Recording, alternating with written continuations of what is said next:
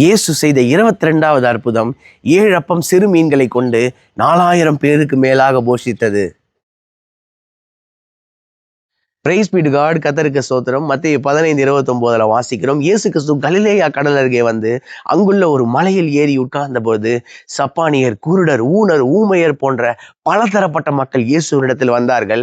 அவர்களுக்கு இயேசு வசனத்தை போதித்ததும் அல்லாமல் அவர்களுடைய வியாதிகளை எல்லாம் நீக்கி அவர்களை சொஸ்தமாக்கினார். 31ஆம் வசனத்தில் வாசிக்கிறோம், இயேசு தம்முடைய சீஷர்களை நோக்கி, ஜனங்களுக்காக பரிதபிக்கிறேன். இங்கு என்னிடத்தில் 3 நாளாய் சாப்பிடாமல் இருக்கிறார்களே, இவர்களை பட்டினியாய் அனுப்பிவிட எனக்கு மனதில்லை, வழியில் சோர்ந்து போவார்களே என்று சொன்ன பொழுது சீஷர்கள் இயேசுவை பார்த்து, இந்த வனாந்தரத்தில் இத்தனை ஜனங்கள் திருப்தியாகும்படி இவர்களுக்கு அப்பங்களை நாம் எங்கே கொள்ளக்கூடும் என்று சொன்னபோது உங்களிடத்தில் என்ன இருக்கிறது என்று கேட்டார். அதற்கு சீஷர்கள் 7 அப்பங்களும் சிறு மீன்களும் இருக்கிறது என்று சொன்னபொழுது இயேசு ஜனங்களை பந்தி இருக்க கட்டளையிட்டு அந்த 7 அப்பங்களையும் சிறு மீன்களையும் எடுத்து ஸ்தோத்திரம் செய்து அதை பிட்டு ஜனங்களுக்கு பரிமாறுங்கள் என்று சொன்னார்ல.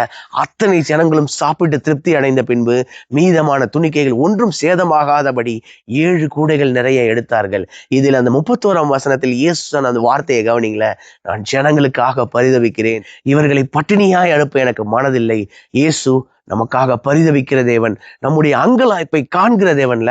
அன்றைக்கு யாத்திராகமம் 34:6 கர்த்தர் மோசேக்கு முன்பாக கடந்து போகிற போது, நான் கர்த்தர் இரக்கமும் கிருபையும் நீடிய சாந்தமும் மகாதயையும் சத்தியம் உள்ள தேவன் என்று நாம் வாசிக்கிறோம்ல.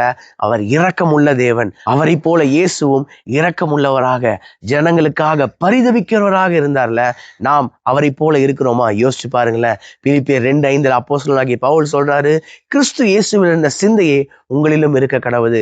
நாமும் இயேசு கிறிஸ்துவை போல ஜனங்களுக்கு இறங்குவோம், ஜனங்களை நேசிப்போம். இரக்கமுள்ளவர்கள் பாக்கியவான்கள், அவர்கள் இரக்கம் பெறுவார்கள். என்னுடைய வாயின் வார்த்தை, என்னுடைய இருதயத்தின் தியானங்கள் கர்த்தருக்கு முன்பாக பெரிதியா இருக்கட்டும். கர்த்தருக்கு சித்தமான இன்னொரு வீடியோ பதிவில் நாம் சந்திப்போம். God bless you all. Thank you so much.